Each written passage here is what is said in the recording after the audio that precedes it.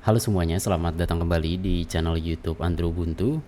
Jadi di video kali ini saya akan coba tunjukkan ke kalian bagaimana cara untuk menggunakan MetaMask di PC teman-teman atau di laptop ya. Jadi kalau di PC itu berbeda dengan di Android atau iPhone ya, kita tidak menggunakan MetaMask sebagai aplikasi teman-teman, tapi sebagai ekstensi browser ya. Nanti kalian cari aja MetaMask di Google, lalu kalian pilih yang ini nih dari metamask.io. Ini adalah situs resminya MetaMask teman-teman. Nanti tampilan situsnya kurang lebih seperti ini. Kita klik tombol get MetaMask dan berikutnya nanti kita tinggal pilih aja ya browser yang kita gunakan itu apa teman-teman. Ini tersedia untuk cukup banyak browser, mulai dari Google Chrome, Firefox, Brave, Opera sampai Edge ya.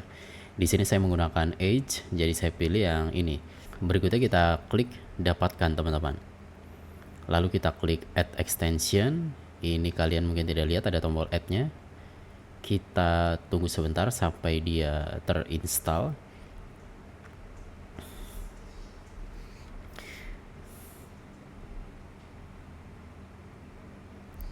Nah ini dia sudah terinstall MetaMasknya teman-teman. Kemudian kita bisa langsung setting ya MetaMasknya. Ini akan muncul tampilan MetaMasknya seperti ini. Di sini ada dua pilihan teman-teman. Kalau misalnya sebelumnya kalian itu punya akun MetaMask di HP ya, kalian bisa pilih yang ini nih, saya sudah memiliki dompet. Tapi kalau belum, kalian ingin buat dompet baru, kalian klik aja buat dompet baru. Nanti saya akan coba tunjukkan juga bagaimana cara untuk akun kalian itu diekspor ya ke PC teman-teman. Jadi nanti bisa digunakan secara bersamaan. Tapi di sini kita akan coba buat dompet baru dulu ya. Kita klik buat dompet baru, lalu kita klik gunakan frasa pemulihan rahasia teman-teman. Dan di sini kita buat kata sandi baru. Kata sandi ini adalah yang akan selalu kita gunakan ya ketika membuka aplikasi atau ekstensi MetaMask ini teman-teman. Atau untuk verifikasi nanti ketika kita misalnya ingin mengirim sebuah kripto ya. Pastikan diingat-ingat teman-teman. Dan ulangi sebanyak 2 kali, pastikan cocok atas dan bawah. Lalu kita cek, jika saya kehilangan kata sandi ini, MetaMask tidak dapat meresetnya. Kita klik buat kata sandi. Buka dengan biometrik, ini kita klik nanti saja. Dan ini bagian paling penting teman-teman pada saat kita membuat sebuah dompet ya atau wallet di aplikasi apapun itu, yaitu menyimpan atau membackup secret recovery phrase-nya teman-teman, atau yang kalau dalam bahasa Indonesia itu frasa pemulihan rahasia ya. Ini frasa pemulihan rahasia Anda. Catat dalam urutan yang benar dan simpan dengan aman. Jika seseorang memiliki frasa pemulihan rahasia Anda, mereka dapat mengakses dompet Anda. Jangan pernah membagikannya kepada siapapun. Jadi jelas ya teman-teman. Frasa pemulihan rahasia atau secret recovery phrase ini sifatnya rahasia. Di sini saya tunjukkan seperti ini karena memang ini adalah wallet tutorial, tidak akan pernah saya gunakan. Jadi tidak masalah saya tunjukkan seperti ini. Tapi kalau kalian nanti di rumah, jangan sampai kalian menunjukkannya kepada siapapun ya, apalagi orang-orang random di internet. Itu akan sangat berbahaya teman-teman, karena seperti yang tertulis, kalau ada orang lain yang sampai tahu frasa pemulihan rahasia kalian, maka akun kalian bisa diambil alih dan semua kripto di dalamnya bisa dipindahkan ke wallet milik mereka teman-teman.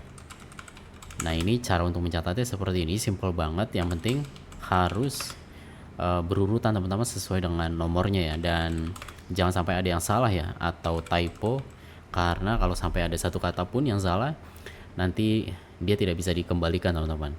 Kalau sudah dicatat seperti ini, berikutnya kita klik tombol lanjutkan teman-teman.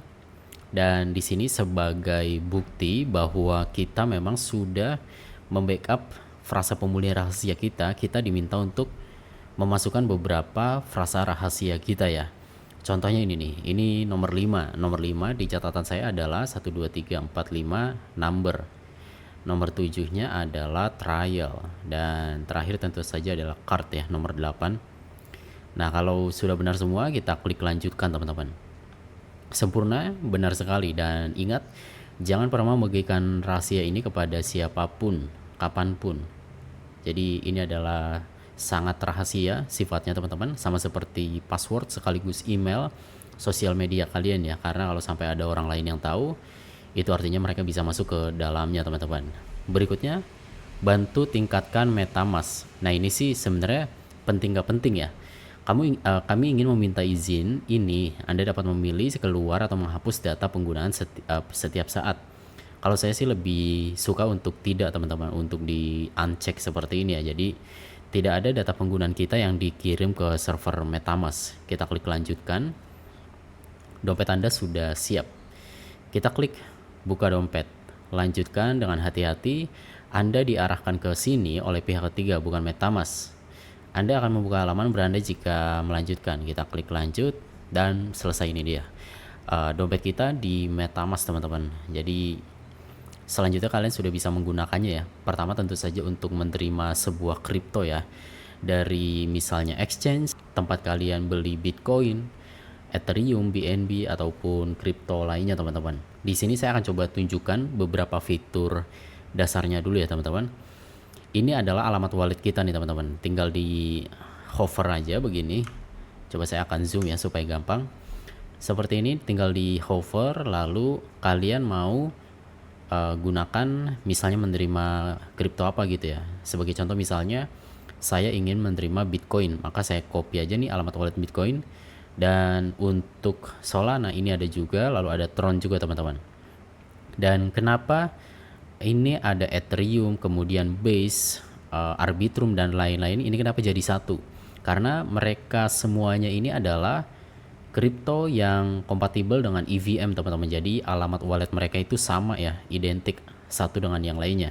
Ini nggak apa-apa teman-teman, kalian kalau mau terima Ethereum, kemudian Base ataupun Arbitrum One, BNB, itu semuanya menggunakan satu alamat wallet yang sama ya, dan nanti akan langsung ditampilkan berdasarkan semua blockchainnya teman-teman. Nah ini ada BNB dan seterusnya teman-teman. Itu kalau untuk menyalin alamat walletnya ya. Berikutnya kalian juga bisa gunakan ini sih sebenarnya nih, terima, lalu ini akan lebih lengkap lagi nih.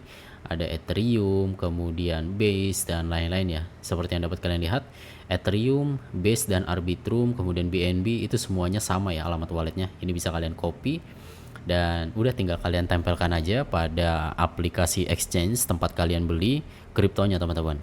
Dan nanti kalau sudah masuk akan secara otomatis muncul di sini nih di token dan akan langsung ditampilkan di paling atas ya. Berikutnya kalau ingin masuk ke pengaturan teman-teman, kita bisa ke sini nih, tombol titik atau garis 3 di pojok kanan atas. Lalu kita bisa masuk ke pengaturan yang ini nih. Dan di sini ada beberapa pengaturan yang bisa kita sesuaikan ya, sesuai dengan kebutuhan. Tapi kalau kalian browsernya itu menggunakan bahasa Indonesia, ini bahasanya akan mengikuti teman-teman dengan browser biasanya. Saya ini menggunakan bahasa Indonesia, jadi si MetaMask juga ikut ya menggunakan bahasa Indonesia. Tapi kalau browser kalian menggunakan bahasa Inggris, kalian tinggal ganti aja nih language, kemudian ganti dengan bahasa Indonesia. Nanti akan diubah teman-teman. Lalu untuk mata uang lokalnya, ini dia biasanya pakai USD ya defaultnya, tapi tetap bisa diganti kok jadi IDR. Fungsi mengganti mata uang lokal itu nanti kalian di sini nih fungsinya teman-teman. Misalnya kalian punya sejumlah Ethereum, Bitcoin atau berapapun itu, kalian bisa lihat di sini akan ditampilkan perkiraannya dalam rupiah ya. Jadi akan lebih mudah untuk dipantau teman-teman. Tidak perlu dikonversi lagi ya dari dari USDT atau dari USD ke IDR teman-teman. Kemudian yang lain-lainnya juga bisa kalian ubah. Kemudian ada notifikasi, ini kalian ingin izinkan notifikasi atau enggak. Keamanan dan kata sandi, kalau kalian ingin mengubah kata sandi bisa dari sini teman-teman. Untuk kunci otomatis, ini adalah kalau kalian misalnya kalian pilih 15 detik ya, jadi setiap 15 detik sekali MetaMask-nya akan dikunci teman-teman. Dan kalau kita ingin menggunakannya lagi, kita harus memasukkan passwordnya ya. Ini aman, tapi kadang bikin ribet juga teman-teman. Kalau kalian menggunakan laptop atau desktop di rumah sih, saran saya sih nggak perlu ya, karena bikin ribet aja sebenarnya. Kecuali kalau kalian pakai laptop atau device yang bareng-bareng gitu dengan adik atau keluarga kalian, nah ini worth it untuk diaktifkan ya. Lalu untuk privacy, di sini ada beberapa pengaturan yang bisa kalian ubah, pencadangan dan sinkronisasi, dan udah sih sebenarnya itu aja teman-teman. Selanjutnya bisa kalian explore sendiri ya. Dan saya juga akan coba tunjukkan teman-teman bagaimana cara untuk misalnya tadi ya di awal kalian sudah punya akun MetaMask yang kalian buat di HP, lalu kalian ingin gunakan juga di PC teman-teman. Caranya gampang ya. Sebentar saya akan coba hapus MetaMask-nya terlebih dahulu teman-teman supaya saya bisa install lagi ya. Nanti kita bisa install MetaMask-nya. Ini akan cepat kok. Kita install seperti tadi.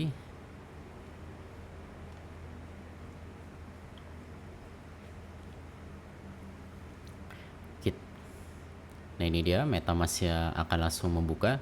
Nah nanti kalau kalian melihat tampilan seperti ini ya ketika baru pertama kali menggunakan atau mengaktifkan MetaMask di browser kalian dan kalian ingin menggunakan akun yang ada di HP kalian teman-teman, kalian pastikan pilih yang ini nih. Saya sudah memiliki dompet, kemudian kita klik impor menggunakan frasa pemulihan rahasia dan silahkan kalian salin atau ketikkan frasa pemulihan rahasia kalian di sini ya. Lalu kalau sudah kita klik, sebentar sepertinya ada error, enrich, fringe, transfer. Nah ini ada salah. Lalu kita klik lanjutkan teman-teman. Nah ini untuk kata sandinya kita buat lagi ya. Dan kata sandi ini tidak perlu sama ya dengan yang kalian gunakan di HP teman-teman. Boleh beda kok. Kita klik buat sandi. Ini kita klik nanti saja. Ini kita uncek seperti tadi. Kita klik lanjutkan. Buka dompet. Lanjutkan dan selesai.